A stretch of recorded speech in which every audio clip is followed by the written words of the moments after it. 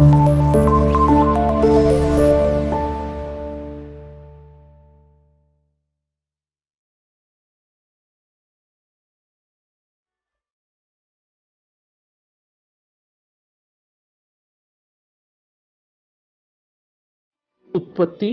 अध्याय 5 आयत 24।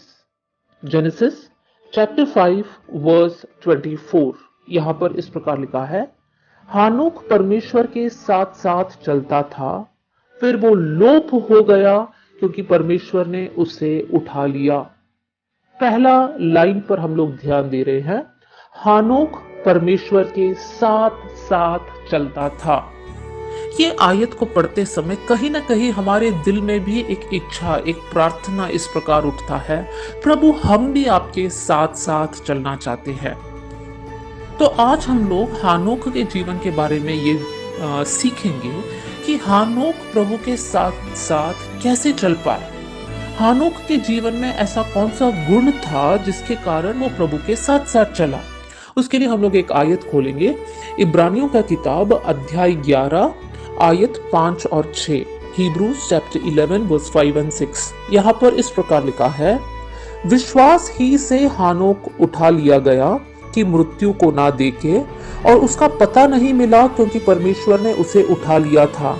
और उसके उठाए जाने से पहले उसकी यह गवाही दी गई थी कि उसने परमेश्वर को प्रसन्न किया है, और विश्वास बिना उसे प्रसन्न करना अनहोना है, क्योंकि परमेश्वर के पास आने वालों को विश्वास करना चाहिए कि वो है और अपने खोजने वालों को प्रतिफल देता है।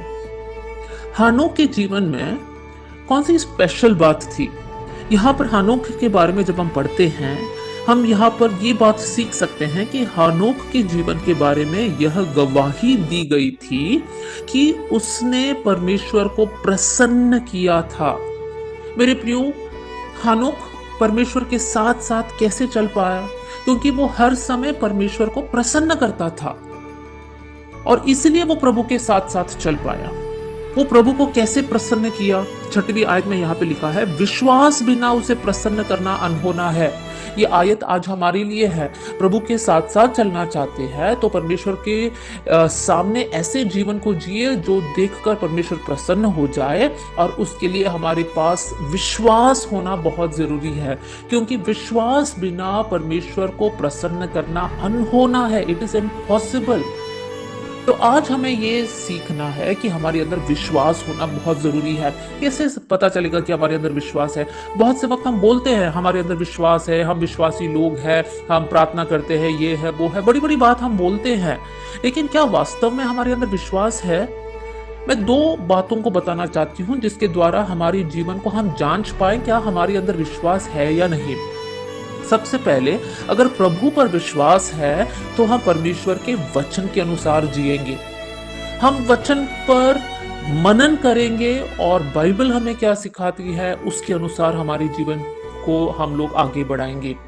हम लोग वचन के साथ, संसार के साथ जैसे चाहे वैसे हम नहीं कर सकते हैं। हम समझौता नहीं करेंगे, लेकिन जैसा वचन कहता है वैसे ही हम जिएंगे। वो है विश्वास होना।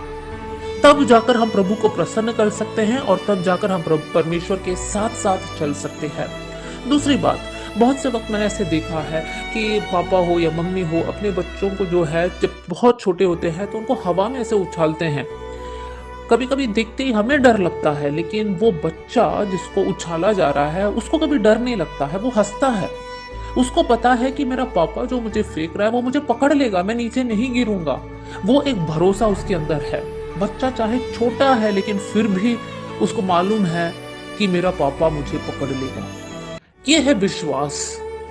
हमारे मसीही जीवन में भी बहुत सारे दुख है, संकट है, आंधी समान अनुभव होगा, बहुत सारी बीमारी, तकलीफ, सब कुछ होगा, लेकिन हमारे अंदर ये दृढ़ विश्वास है कि परमेश्वर हमको संभालेगा। जो भी हमारे जीवन में हो रहा है उसका कंट्रोल प्रभु के हाथ में है। क्या वो विश्वास हमारे अंदर है? अगर है तो हम निराश नहीं होंगे, हम उदास नहीं होंगे। हमको मालूम है कि परमेश्वर हमारा पिता है और प्रभु हमारी हानि के लिए कुछ नहीं करेगा। लेकिन वचन कहता है परमेश्वर मेरे बारे में योजनाओं को रखता है जो मेरी हानि के लिए नहीं, मेरी भलाई के लिए है। वो है विश्वास। मेरे प्रिय भाई बहनों, आज हानोक के समान, जैसा हानोक प्रभु के साथ साथ चला, वैसे हमें भी अगर प्रभु के साथ साथ चलना है तो हमारी जीवन में विश्वास होना जरूरी है। विश्वास बिना हम परमेश्वर को प्रसन्न नहीं कर सकते हैं। हमारे जीवन में ये प्रार्थना होना चाहिए, प्रभु मेरे जीवन से आप प्रसन्न रहे, मेरे जीवन में ऐसे पाप ना हो, ऐसे शब्द मेरे मुंह से नहीं निकलना चाहिए, ऐसी मेरी कोई दोस्ती नहीं होना चाहिए जिसको देखकर आप दुखी हो जाते हैं। मेरे प्रियो, आज एक सवाल है, हम सब अपने आप से पूछे, क्या प्रभु मुझसे प्रसन्न है?